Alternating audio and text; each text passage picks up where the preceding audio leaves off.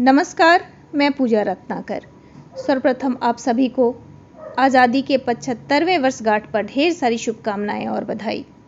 दोस्तों, हम सब बहुत बड़े ही खुशनसीब हैं जो स्वतंत्र भारत में पैदा हुए, स्वतंत्र भारत में सांसें ले रहे हैं और अपनी विचार व्यक्त करने की हमें आज़ादी भी है।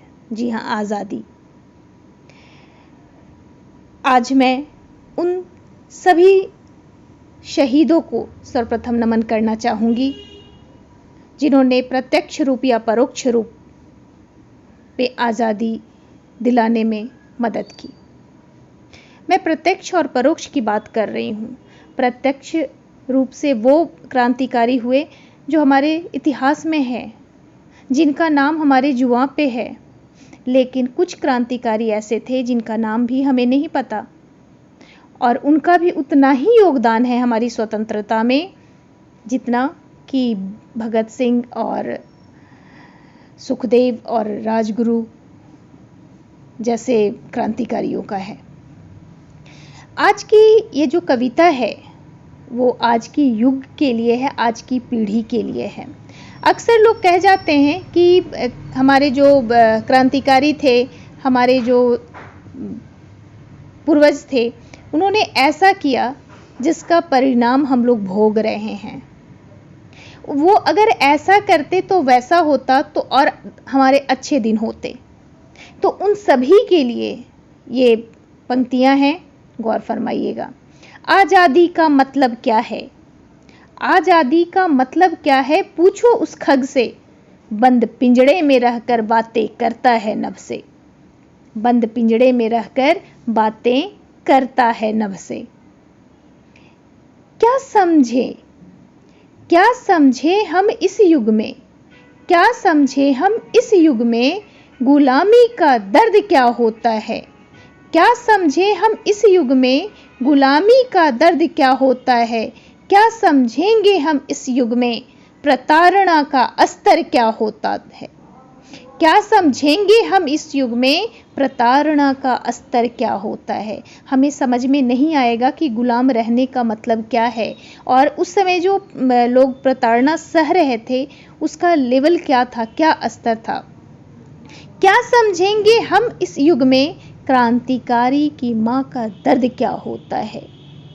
क्या समझेंगे हम इस युग में अपने जिगर के टुकड़े का बलिदान देना क्या होता है। एक माँ और एक पिता इस दर्द को वही महसूस कर सकते हैं जो अपने बेटे का बलिदान दिया हो। क्या समझेंगे हम इस युग में बहन बेटियों का लुट जाना क्या होता है। इस आज़ादी के खातिर मत पूछो हमने क्या क्या ना खोया है। इस आज़ादी के खातिर मत पूछो हमने क्या क्या ना खोया है। अपने ही गोद को बेटे की लहू से धोया है, बेटे की लहू से धोया है। यूं ही हमें ये आज़ादी नहीं मिली, इसे महफूज रखना हमारा धर्म है, कर्तव्य है। अपनी जान देकर भी, अंत में मैं बस इतना ही कहना चाहूंगी, अपनी जान देकर भी आज़ादी को बचाएंगे। अपनी जान देकर भी आज़ादी को बचाएंगे। अपने देश से भी गद्दारों को मार भगाएंगे, गद्दारों को मार भगाएंगे। कहा जाता है ना, बाह्य आक्रमणकारियों से तो हम सावधान रहते हैं, लेकिन घर में जो छुपे गद्दार बैठे होते हैं उन्हें पहचानना भी मुश्किल है। तो वो भी अब संभल जाएं, क्योंकि अब भारत वो भारत नहीं है। भारत का बच्चा बच्चा जाग गया है, उसे अपनी स्वतंत्रता बहुत ही प्यारी है, जान से भी प्यारी है।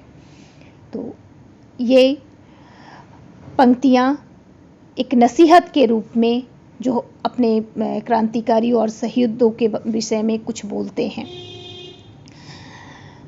खुदा से पहले हम अपनी सरजमी को पूजते हैं।